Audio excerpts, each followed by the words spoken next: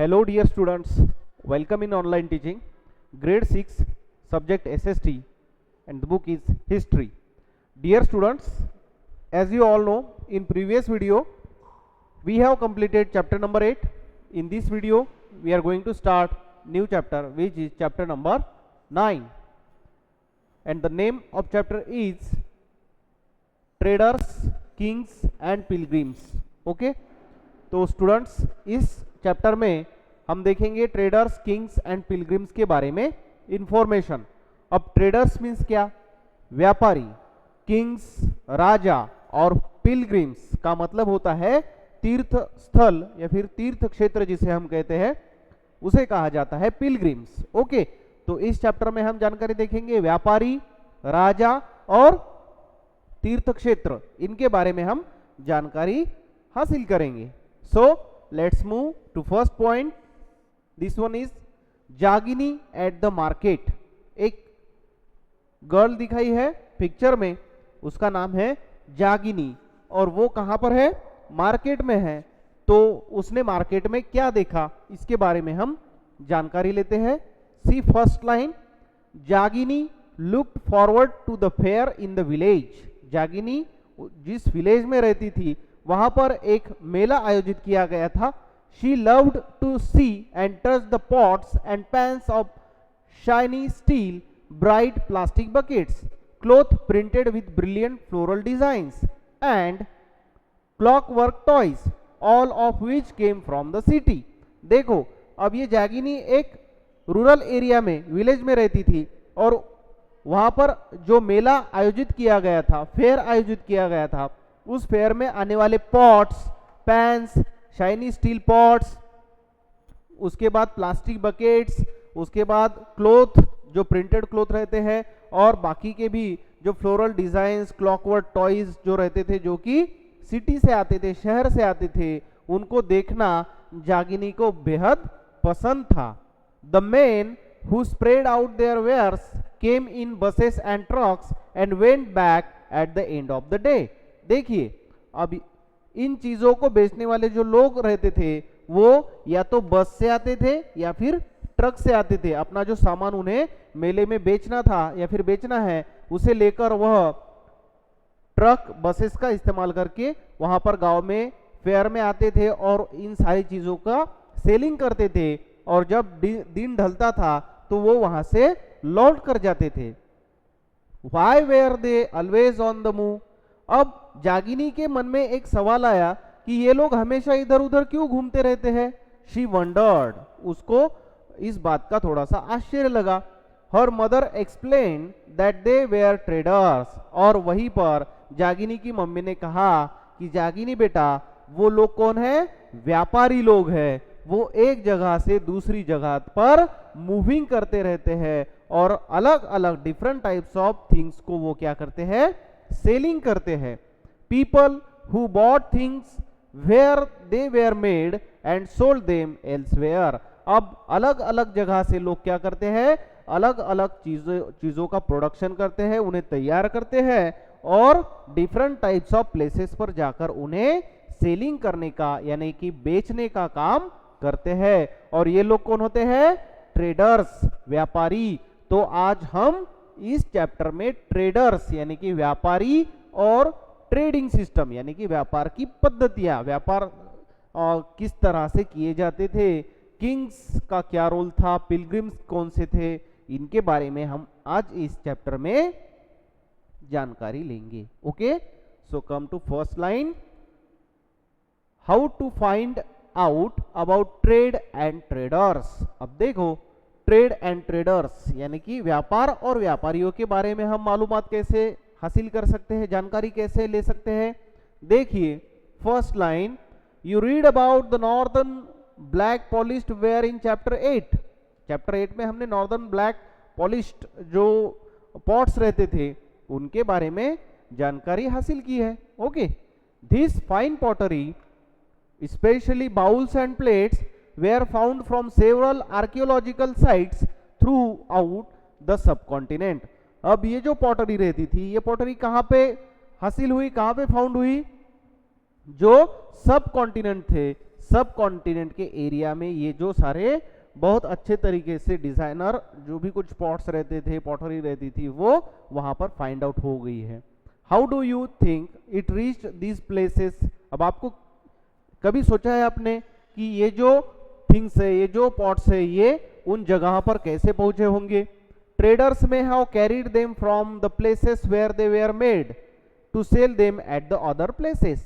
तो इसका आंसर क्या आएगा कि जो व्यापारी थे, उन व्यापारियों ने क्या किया कि ये जो सब पॉटरी थी, ये जो सब पॉट्स थे, ये सारी जो चीजें थी, एक जगह पे यानी कि एक प्लेस से अनदर प्लेस, दूसरी जगह पर बेचने के लिए ये व्यापारी लोग, ट्रेडर्स, उन्हें लेकर जाया करते थे। South India was famous for gold, spices, specially paper and precious stones. जो साउथ इंडिया है वो किसके लिए फेमस था? फॉर गोल्ड यानी कि सोना जो होता है उसके लिए फेमस था। स्पाइसेस, स्पेशली पेपर, जो मसाले होते थे उनके लिए साउथ इंडिया फेमस है। एंड प्रेशियस स्टोन्स, जो प्रेशियस यानी कि हीरे, जड़ जवाहरात जो होते हैं, उनके लिए भी साउथ इंडिया फेमस था। Pepper was particularly valued in the Roman empire. Roman empire में पेपर का इस्तेमाल ज्यादा मात्रा में किया जाता था। So much so that it was known as black gold. तो पेपर को क्या कहा जाता है? ब्लैक गोल्ड भी कहा जाता है। So traders carried many of these goods to Rome in ships across the sea and by land in caravans. देखिए, तो ट्रेडर्स क्या करते थे? ये सब चीजें जो थी, ये सारी जो थिंग्स थी, वो कैसे लाया करते थे? So traders carried many of this goods, बहुत सारा माल, टू रोम इन शिप्स, किसकी सहायता से लाते थे? शिप्स, जो बोट बोलते हैं हम, शिप्स जहाज जो बोलते हैं, उसकी सहायता से, उसकी मदद से, with the help of ships जो गुड्स रहता था वो बेचने के लिए लाया जाता था। अक्रॉस द सी, और समुद्री रास्ते से, सी यानी कि समंदर के रास्ते से जहाज की मदद लेकर वो अपना जो गुड़ है वो बेचने के लिए लाया करते। एंड बाय लैंड इन कारवांस, कारवांस का मतलब होता है जो टुकड़ी होती है, ग्रुप होता है, ग्रुप बनाकर वो अपना माल जो है वो बेचने के लिए लाया करते थे। There must have been quite a lot of trade as many Roman gold coins have been found in South India. अब हम ये बात कैसे जान सकते हैं कि साउथ इंडिया में रोमन ट्रेडर्स आया करते थे? तो इस बात का एक गवाह क्या है कि साउथ इंडिया में रोमन कॉइन्स जो है, रोमन गोल्ड कॉइन्स मिलते हैं या फिर उन्हें पाया गया है। इसीलिए वो इस बात का एक गवाह है कि रोम ट्रेडर्स या फिर रोमन ट्रेडर्स साउथ इंडिया में ट्रेडिंग का काम किया करते थे। Okay, now see here is a question, can you think of how and why this reached India? अब कभी आपने सोचा है कि रोमन ट्रेडर्स इंडिया में ट्रेडिंग के लिए क्यों आए होंगे? See next, a poem about trade. अब उन दिनों का जो ट्रेड था, व्यापार था, उसके ऊपर एक पोएम बनाई गई है, a poem about trade. See We can find evidence of trade in the Sangam poems। अब जो संगम poems थी, संगम poem के बारे में हमने चैप्टर 8 में जानकारी हासिल की थी। ओके, तो संगम poem में इस बात की एविडेंस है कि जो ट्रेडिंग सिस्टम थी, जो ट्रेड होता था, उसके बारे में संगम poems में जानकारी दी गई है। Here is one which describes the goods brought into Puhar, an important port on the east coast। ये जो पुहर है, ये क्या है? एक कोस्टल पोर्ट है, बंदर है, जहां पर ट्रेडर्स ट्रेडिंग के लिए आया करते थे। Here are brought. अब देखिए किस तरह की चीजों का सेलिंग होता था, किस तरह की चीजें सेलिंग के लिए लाई जाती थी। स्विफ्ट प्रेंसिंग हॉर्सेस बाय सी इन शिप्स। देखिए, बहुत प्यारे हॉर्स या फिर हॉर्सेस यानी कि घोड़ों को लाया जाता था बाय सी इन शिप्स, जहाजों में लादकर या फिर जहाजों का इस्तेमाल करके, शिप्स का इस्तेमाल करके घोड़ों की सेलिंग करने के लिए लाया जाता था। Bales of black pepper in carts. देखिए, अब ब्लैक पेपर का भी ट्रेडिंग किया करते थे लोग, और वो किसकी सहायता से लाया जाता था? कार्ड्स की, with the help of carts, gems and golds borne in the Himalayas, Himalayas से क्या लाया जाता था, जेम्स, अमूल्य जो जड़ जवाहरात होते हैं, स्टोन्स होते हैं, गोल्ड और gold, gems and gold from the Himalayas, sandalwood borne in the western hills, और वेस्टर्न हिल से क्या लाया जाता था, sandalwood, okay, the pearls of the southern seas, southern sea से क्या लाया जाता था सेलिंग के लिए, pearls, and corals from the eastern ocean, eastern ocean से कोरल लाया जाता था, the yield of the Ganga and the crops from the Kaveri, और गंगा और कावेरी नदी का पानी इस्तेमाल करके जो भी खेती बाड़ी में क्रॉप्स निकाले जाते थे उन क्रॉप्स को लाया जाता था, food stuff from Sri Lanka, pottery from Myanmar, food stuff यानी कि खाने पीने की जो चीजें रहती थी वो कहां से लाई जाती थी, श्रीलंका, और पॉटरी यानी कि जो अलग अलग डिजाइन के पॉट्स रहते थे वो म्यांमार से लाए जाते थे, and other rare and rich imports, और इसके अलावा इसके बावजूद और भी रेयर जो बहुत ही रेयर होते हैं उस तरीके की कुछ चीजें, थिंग्स सेलिंग के लिए ट्रेडर्स लाया करते थे।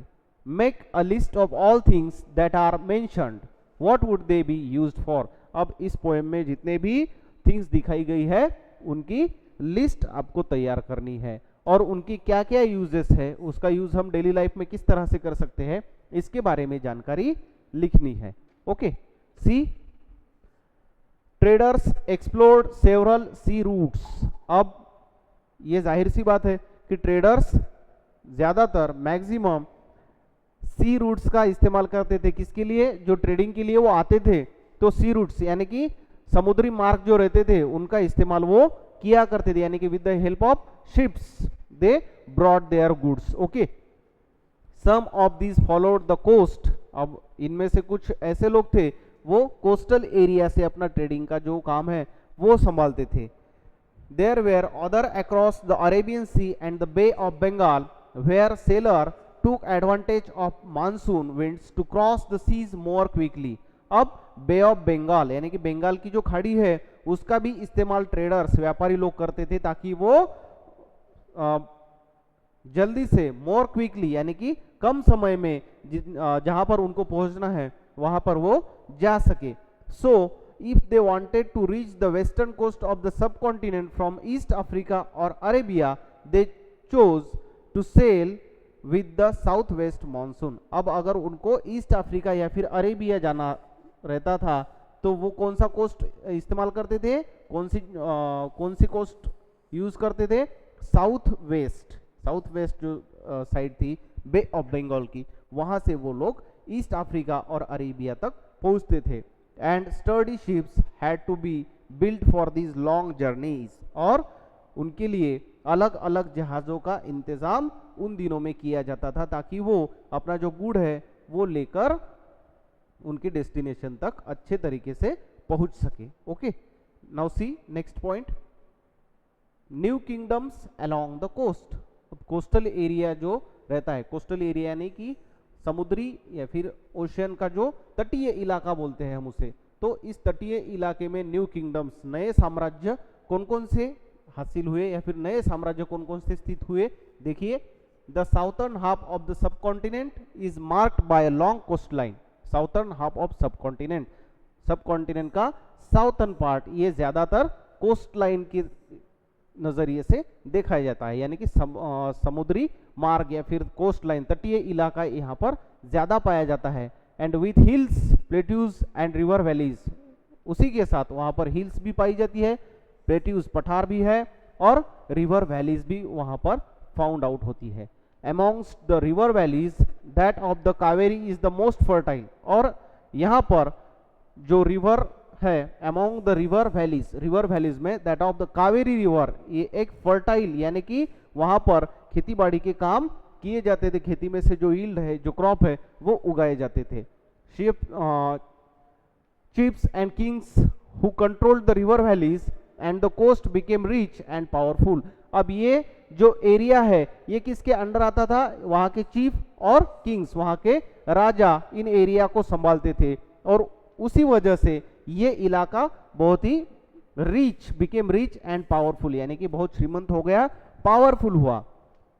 संगम पोएम्स मेंशन द मूवेंदर। अब संगम पोएम में मूवेंदर नाम की एक कंसेप्ट है, उसका इजहार वहां पर हुआ है, उस पोएम में हुआ है। This is a Tamil word meaning 3 chiefs used for the head of 3 ruling families. अब मूवेंदर ये जो कंसेप्ट है ये किसके लिए यूज किया जाता है? ये जो है एक तमिल वर्ड है, this is a Tamil word, और उसका मीनिंग होता है 3 chiefs, यानी कि 3 प्रमुख, use for 3 heads of the 3 family ruling families. जो राज्यकर्ता फैमिली होती है उनके तीनों के लिए ये वर्ड इस्तेमाल किया जाता है, Muvendar. Okay, the Cholas, Cheras and Pandyas. देखिए अब ये 3 फैमिलीज कौन कौन सी थी? चोलास, चेरास एंड पांड्यास, ये 3 फैमिली रूलिंग फैमिलीज उन दिनों में पाई गई थी। See map number 7 page number 105। Who became powerful in South India around 2300 years ago. अब हमें मालूम ही है कि लगभग 2300 साल पहले चोलास, चेरास और पांड्यास इनका साम्राज्य हुआ करता था। Each of the 3 chiefs had 2 centers of power, one inland and one on the coast. Of these 6 cities, 2 were very important. देखिए अब हर एक की अलग अलग जगह रहती थी, हर जो रूलिंग फैमिली रहती थी उनको अलग अलग पावर रहती थी। वो किस तरह से थी? Each of the 3 chiefs had 2 centers, 2 केंद्रीय भाग रहते थे, 2 सेंटर्स रहते थे, one inland and one coast, यानी कि तटीय इलाका और जमीनी इलाका, ये 2 उनके पावर रहते थे। Of these 6 cities 2 were very important. अब इन 6 cities में 6 बड़ी बड़ी सिटियों में से 2 बहुत ही इंपॉर्टेंट सिटीज थी, पूहर और Kaveripattinam, the port of the Cholas, and Madurai the capital of Pandyas. देखिए पूहर जो था, पूहर और उसे कावेरीपट्टनम भी कहा जाता है। द पोर्ट ऑफ चोलास, इसको कौन संभालता था? चोला। और मदुराई को कौन संभालता था? The capital of Pandyas, Pandyas की राजधानी मदुराई थी। The chiefs did not collect regular taxes. अब ये जो चीफ थे वो टैक्सेस रेगुलरली नहीं वसूल करते थे, इंस्टीड उसके अलावा क्या करते थे? They demanded and received gifts from the people. लोगों के पास से गिफ्ट्स वो हासिल करते थे, उनसे मांग के ले लेते थे। They also went on military expeditions and collected tribute from neighbouring areas. अब नेबरिंग एरिया जो रहते थे, जो पुअर रहते थे, उनके पास से भी ये लोग क्या करते थे? अलग अलग चीजों का डिमांड करते थे, उनके पास से वो हासिल करते थे। They kept some of the wealth and distributed the rest among the supporters including members of their family, soldiers and poets. अब इस प्रॉपर्टी का वो क्या करते थे? कुछ वेल्थ, कुछ संपत्ति जो है वो खुद के पास रखते थे और बाकी बची कुछ जो वेल्थ है वो डिस्ट्रीब्यूट करते थे। किन में डिस्ट्रीब्यूट करते थे? वो उनके जो सपोर्टर्स, यानी कि उनके जो फ्रेंड्स थे, उनको सपोर्ट करने वाले लोग, उनमें वो वेल्थ डिस्ट्रीब्यूट करते थे। Including members of their family, इसमें उनकी फैमिली मेंबर्स भी रहते थे। सोल्जर्स यानी कि जवान, सैनिक, एंड पोएट्स जो कवि रहते थे, उनमें भी इस वेल्थ को डिस्ट्रीब्यूट किया जाता था। Many poets whose composition are found in the Sangam collection composed poems in praise of chiefs who often rewarded them with precious stones, gold, horses, elephants, chariots and fine cloth. देखिए many poets who choose composition are found in the Sangam collection. Sangam collection में क्या दिखाया गया है? composed poem in praise of chiefs who often rewarded them with precious stones. अब कुछ कवि ऐसे थे जिनको उन दिनों के चीफ्स ने रिवार्ड दिया था, तो उन लोगों ने उन पर कविताएं रची थी। तो उनको किस तरह से गिफ्ट दिए जाते थे? Precious stones, gold, horses, elephants, chariots and fine cloth, इन जैसी चीजों को गिफ्ट में उन पोएट्स को दिया जाता था। Okay, around 200 years later, a dynasty known as the Satavahans became powerful in western India. देखिए लगभग 200 साल, अराउंड 200 ईयर लेटर, अब इसके 200 साल बाद, अ डायनेस्टी नोन एज द सातवाहंस। अब इनके चोला, चेरा, इनके बाद 200 साल बाद डायनेस्टी यानी कि एक राजवंश तैयार हुआ नोन एज द सातवाहंस। वो राजवंश कौन सा था? Satavahanas. Became powerful in western India. अब इनकी जो सत्ता थी, सातवाहंस की सत्ता कहां पर थी? Western India. The most important ruler of the Satavahanas was Gautamiputra Shri Satakarni. अब सातवाहंस का एक राजा कहलाया जाता था, या सातवाहन का इंपॉर्टेंट रूलर भी हम उसे कह सकते हैं, जिसका नाम था Gautamiputra Shri Satakarni. Okay, we know about him from an inscription composed on behalf of his mother Gautami Balashri. अब गौतमी बालाश्री उनकी माँ थी श्री सतकर्णी की। उन्होंने श्री सतकर्णी के बारे में जानकारी लिखी थी। ही and other Satavahana rulers were known as lords of Dakshinapatha, literally the route leading to the south, which was also used as a name for the entire southern region। अब ये जो श्री सतकर्णी थे या फिर सातवाहन राजा थे, सातवाहन रूलर थे, ये उन दिनों के प्रमुख राजा कहलाए जाते, नोन एज लॉर्ड्स। उनको लॉर्ड्स के तौर पर देखा जाता था। Okay, he sent his army to the eastern, western and southern coast. अब उसने उसकी जो आर्मी है वो कहां कहां पर सिचुएट की?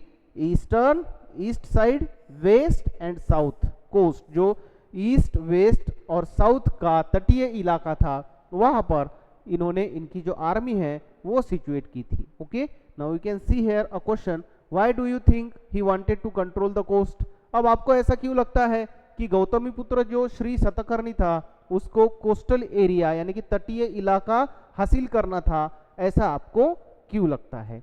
ओके, आई होप यहां तक आपको ये लेसन जो है, जो जानकारी हमने आज देखी है, वो समझ में आई होगी। Remaining part of the lesson we will see in next video. Thank you.